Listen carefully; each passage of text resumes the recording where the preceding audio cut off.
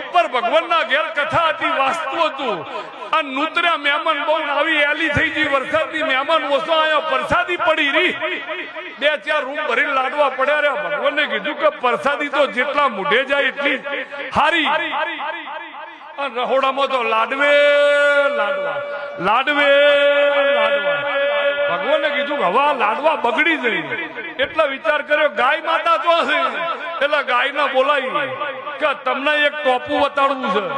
એટલે ગાય માતાએ કીધું ઓર્ડર કરો ભગવાન કે તમે નેચે જાઓ, કે જમ કે લાડવા બહુ વધ્યા છે અને આ પ્રસાદી તો જેના બુધે જાય સારું, તમે નેચે જાઓ, નેચેથી માણસો લેતા આવો.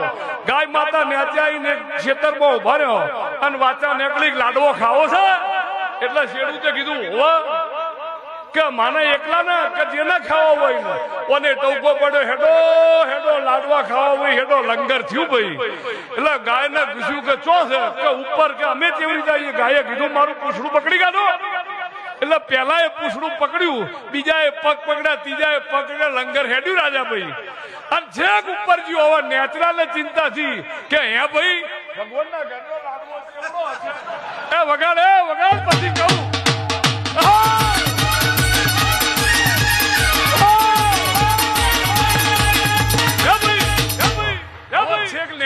સવાલ કર્યો કે હે ભાઈ ભગવાનના ઘરનો લાડવો કેવડો હશે.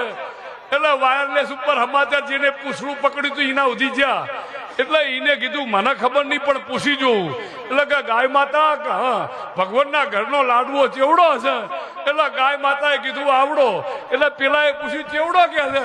પૂછડા વાળાએ કીધું એ વગાડ વગાડ વગાડ